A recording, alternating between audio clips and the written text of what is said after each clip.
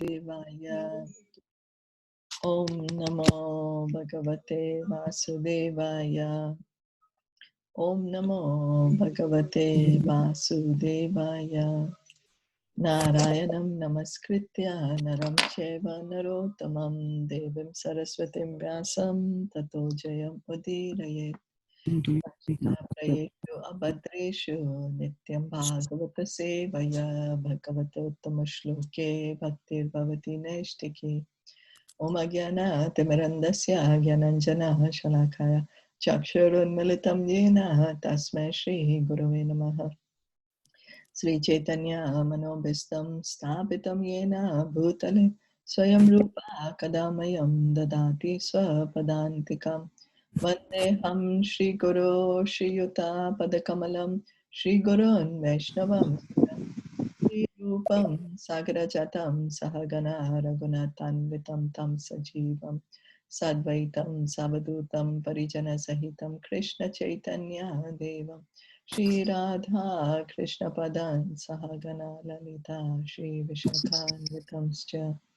He Krishna Karuna Sindhu Dinabandho Jagatpate Gopesha Gopika Kanta Radha Kanta Namostute Tapta Kanchana Gaurangi Radhe Vrindavaneshwari Rishabhanu Sute Devi Pranamami Hari Priya Nama Om Vishnupadaya Krishna Preshtaya Bhutale Srimate Bhaktivedanta Swamin Iti Namine Namaste Saraswati Deve Gauravani Pracharine Nirviseshasha Shunyavadi Paschatya Deshatarine Vanchakalpa Tarubhyascha Kripa Sindhu Bhaevacha Patitanam Pavanebhyo Vaishnavebhyo Namo Namaha.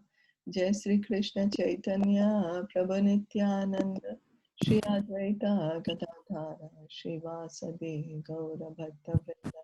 Hare Krishna Hare Krishna Krishna Krishna Hare Hare Hare Rama Hare Rama Hare Hare. So we continue reading from Bhagavatam, Canto 3, chapter, we are on Canto 3, chapter 3, text 14. Yesterday we were speaking about the that Krishna appears to not to reduce, just unnecessarily reduce the population, but he comes to destroy the miscreants.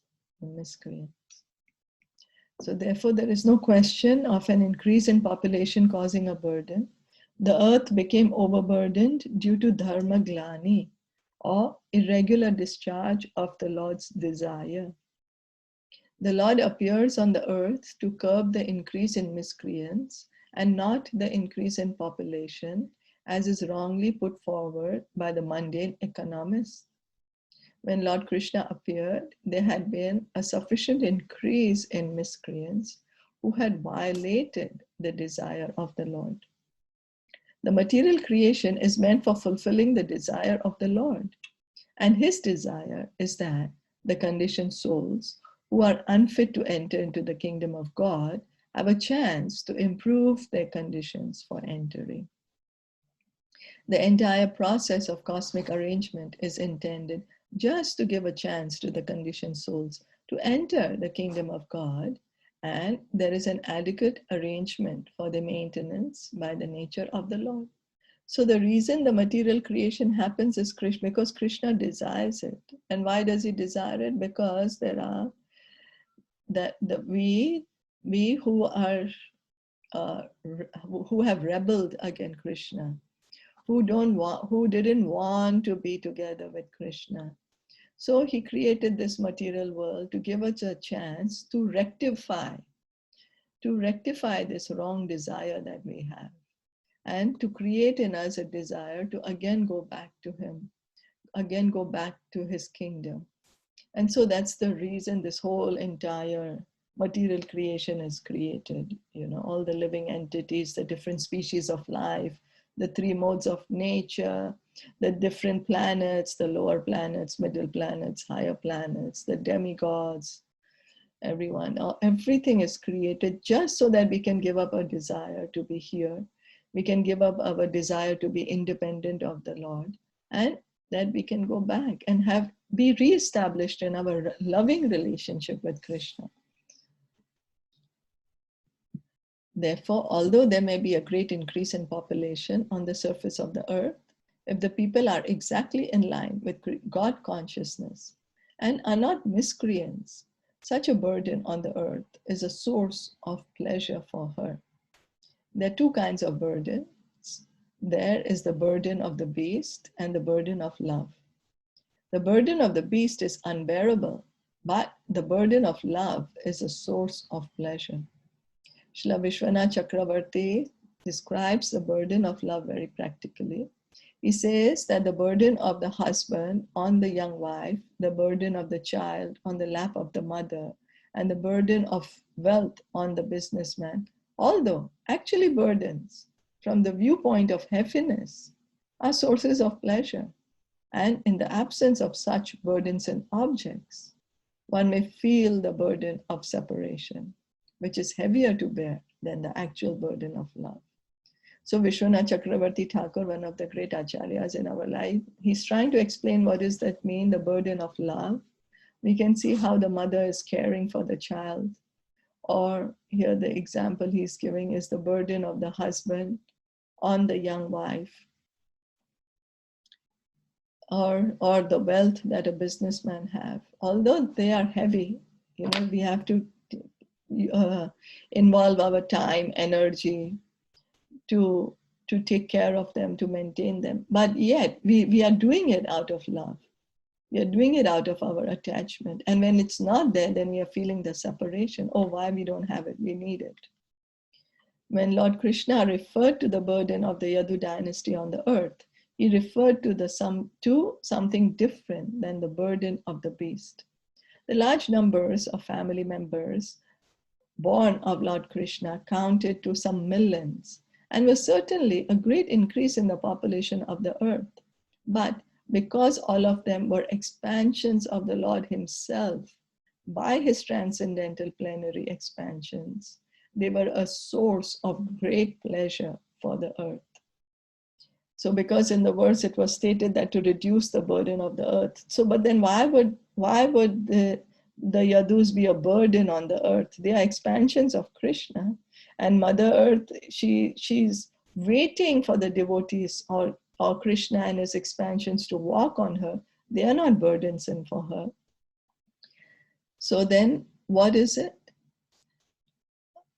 When the Lord referred to them in connection with the burden on the earth, he had in mind their imminent disappearance from the earth.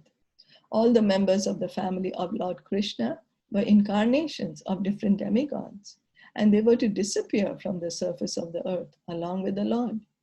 When he referred to the unbearable heaviness on the earth in connection with the Yadu dynasty, he was referring to the burden of their separation. Srila Jiva Goswami confirms this inference. So that the earth is going to miss all the Yadu dynasty, and that's why it's called like the burden of separation. That's why it's been described as burden. And because they had come here, Krishna had finished his pastimes, Krishna had to go back. And so Krishna had to, all his expansions also had to go back, and the demigods also had to go back to their respective positions. The reason they had come was all finished, so they all had to go back. And so Krishna had to create a pastime, create an incident, how they could all go back together at one time. Is that okay? Yeah. Text 15. Mitho yade sambhavita vivado Madhav amatat amrita vilochanam Nesham badhopaya iyan atonyo Mai udyate antardhate swayam sma. When they quarrel among themselves, influenced by intoxication, with the eyes red like copper because of drinking madhu, then only will they disappear. Otherwise, it will not be possible. On my disappearance, this incident will take place. The Lord and his associates appear and disappear by the will of the Lord. They are not subjected to the laws of material nature. So the Yadu dynasty didn't come there because it was their karma, like how we are coming in different families, different species, because it's our karma. But Yadu dynasty came because Krishna wanted them to come. No one was able to kill the family of the Lord, nor was there any possibility of their natural death by the laws of nature. The only means, therefore, for their disappearance was the make show of a fight amongst themselves, as if brawling in intoxication due to drinking. That so-called fighting would also take place by the will of the Lord. Otherwise, there would be no cause for their fighting. So this whole scenario was orchestrated by the Lord, just so that they could go back. At one time, all of them go back. And nobody else could kill them. They were invincible. Who can kill Krishna or his expansions? Nobody. And so he just created it that they killed each other and they all went back. Just as Arjuna was made to be illusioned by family affection, and thus the Bhagavad Gita was spoken, so the Yadu dynasty was made to be intoxicated by the will of the Lord and nothing more. The devotees and associates of the Lord are completely surrendered souls. Thus, they are transcendental instruments in the hands of the Lord and can be used in any way the Lord desires. So the devotee never tells Krishna, oh, I don't want to take part in this pastime. You want this thing done, but I don't want to cooperate with you. No, they're always ever willing. Yes, how would you like me to? What role do you want me to play? Like how we make a movie, and then there's a director, and then there are the actors. And so the actors are listening to the director. Oh, what you want me to do right now? If the actors don't listen, then the director will not even put them in the movie, right? So same way, Krishna is directing everything. He's directing, and then the pure devotees, they are agreeing to be directed in that way. The pure devotees also enjoy such pastimes of the Lord because they want to see him happy. Devotees of the Lord never assert independent individuality. On the contrary, they utilize their individuality in pursuit of the desires of the Lord. And this cooperation of the devotees with the Lord makes a perfect scene for the Lord's pastimes. So the devotees, they always, they exert themselves that they want to act for the pleasure of the Lord, whatever will make Krishna happy. And that's why they come when he enacts the various pastimes. Because whenever he comes, he's performing pastimes. He has multiple reasons. He is protecting the devotees, reciprocating with the devotees, he's annihilating the miscreants, he's setting examples, he's attracting our hearts to go back. And the devotees agree to be taking part in his pastimes. So did Krishna leave first? Like he left first? Like he showed that he was killed by a hunter? Later, first the Yadu dynasty. First the Yadus and then, huh? Yeah, and then the Yadus leave, then Lord Balaram leaves, and then Krishna leaves. Okay. Yeah. So it's more elaborately in the 11th canto. Okay. And yesterday we were speaking about the fear. So I was just recollecting, yes, that in the Vedas, there is some incidents where the demigods, they get upset if the worship is not done to them properly, because they are also living entities. So they also get carried away. And so they get upset, like how Indra got upset when the Indra puja was stopped. Oh, why did you stop my puja? So they get offended because they are the living entities. But Krishna, he never gets offended. And that is very evident when Bhrigu Muni, he wanted to go and look who is the greatest amongst Brahma, Vishnu and Mahesh, he went to Brahmaji first, but he didn't offer obeisances to Brahmaji. Now Bhrigu Muni is Brahmaji's son, and so this was an offense.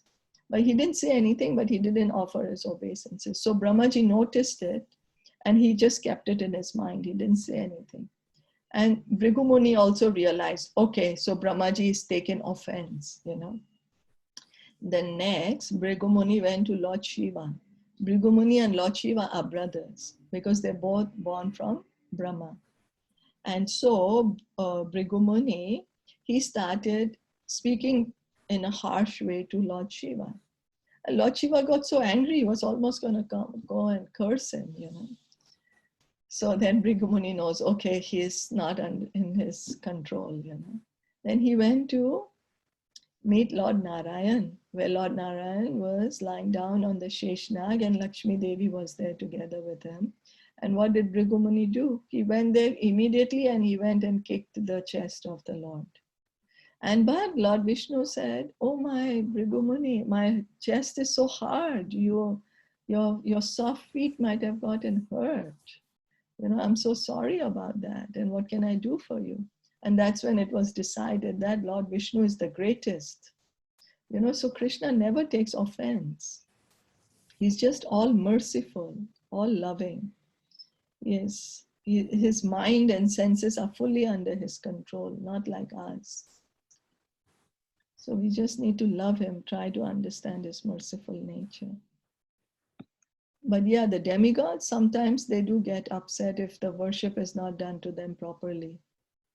And in Kali Yuga, we really don't know how to respect the demigods properly and how to worship them properly because we are not able to chant those mantras correctly. And we do not even have those ingredients which are needed for the sacrifices. Yeah, and I was also recollecting, as I mentioned yesterday, that there was nothing like we were taught about fear. And then I remembered I was talking to my school friends, and then they said that, you remember we used to say कि भगवान से तो डर, ये क्यों कर रही है तू ऐसा, भगवान से, like, we used to say that, just a kind of a phrase when some friend used to do something and then without thinking she would act, and then the other would always tell her कि अरे भगवान से तो डर, पागल है, what are you doing, he's watching, भगवान से तो डर. So I mean, yeah, the phrase was used, but in the context, stop it, like correct your action, don't do it in that way, कि भगवान से तो डर. Yeah, and we just need to educate ourselves, and so we can start, Not saying such. Yeah. I just suddenly remembered that I haven't heard, but then they said कि नहीं, हम लोग कभी-कभी ऐसे बोलते थे कि भगवान से तो डर, पागल, भगवान से तो डर, क्या कर रही है तू, ये भगवान देख रहे सब. Yeah, so, God is watching you. Yeah. Right. To say like that when we were True. Yeah. So text 16. Evam sanchintya bhagavan swarajye sthapya dharmajam nandayam asa suradaha sadhunam vartama darshayan.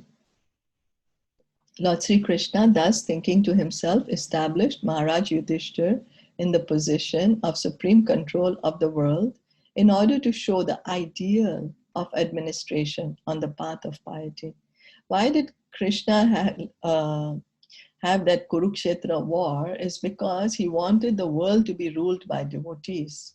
The Pandavas were his devotees. Yudhishthir Maharaj was a righteous king. He was fit to be the emperor of the world. And Krishna wanted that. He wanted the world to see that, if a devotee is the ruler, how everybody is peaceful, happy, prosperous, abundance of things are there. He wanted that.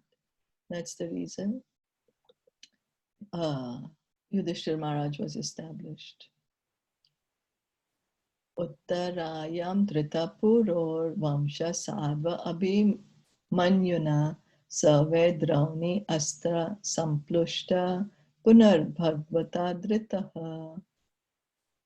The embryo of Puru's descendant, begotten by the great hero Abhimanyu, in the womb of Uttara, his wife, was burnt by the weapon of the son of Drona. But later he was again protected by the Lord. The embryonic body of Parikshit, which was in formation after Uttara's pregnancy by Abhimanyu, the great hero, was burned by the Brahmastra of Ashwatthama, but a second body was given by the Lord within the womb, and thus the descendant of Puru was saved. So we know that when Ashwatthama put the Brahmastra in the womb of Uttara, Krishna himself entered the womb. Well, they say that it's not that he entered from outside to go inside, because he exists everywhere. So Krishna can manifest himself anywhere. So he manifested himself in the womb of Uttara, and he protected the embryo, and he gave him a second body. This incident is the direct proof that the body and the living entity, the spiritual spark, are different. So when the living entity takes shelter in the womb of a woman through the injection of the semen of a man, there is an emulsification of the man's and woman's discharges, and thus a body is formed the size of a pea, gradually developing into a complete body. So this is a proof, Prabhupada is saying, that the body is different from who we truly are. The living entity, the soul, is different from the body, because Parikshit Maharaj's body was destroyed, but the soul was still there. The living spark was still there, and Krishna gave him another body. But if the developing embryo is destroyed in some way or other, the living entity has to take shelter in another body or in the womb of another woman. The particular living entity who was selected to be the descendant of Maharaj Puru or the Pandavas was not an ordinary living entity, and by the superior will of the Lord, he was destined to be the successor to Maharaj Yudhishthir. So this is Parikshit Maharaj. He was not an ordinary soul, he was a pure devotee of the Lord. Therefore, when Ashwatthama destroyed the embryo of Maharaj Parikshit, the Lord, by his own internal potency, entered into the womb of Uttara by his plenary portion, just to give guidance to the would-be Maharaj Parikshit, who was in great danger. By his appearance within the womb, the Lord encouraged the child and gave him complete protection in a new body by his omnipotency. By his power of omnipresence, he was present both inside and outside of Uttara and other members of the Pandava family. So we know that Krishna as Paramatma is in each and every atom. He's within and without. So he is present everywhere. It just depends when he chooses to manifest. So he manifested himself to save Parikshit Maharaj. He always says that he protects his devotees. And Parikshit Maharaj was supposed to become the emperor after King Yudhishthir. So Krishna, that was Krishna's plan, and Krishna himself protected Parikshit Maharaj.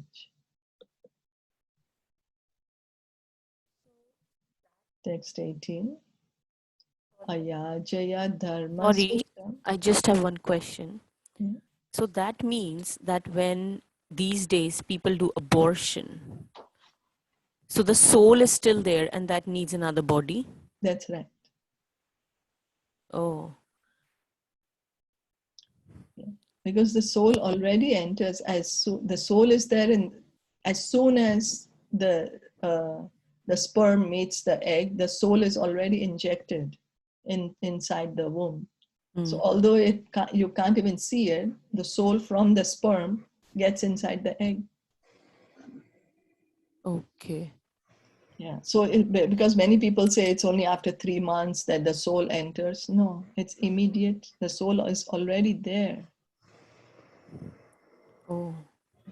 Yeah. So like if we do, if by chance, by accident, or by willingness that happens, that means that soul becomes vulnerable and he's looking for the body again. Yeah, he has to take another body. Yeah. Okay. It is not that he will be live and he will go back, and no, not like that. No, He why? need Yeah, he has.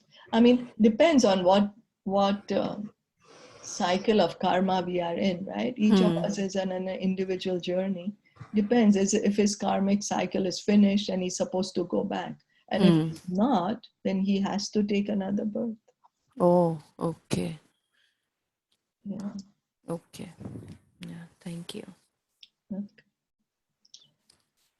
Ayajaya dharma sutam ashvamedestribir vibhu so api shamam anujay rakshan reme krishnam anuvrataha.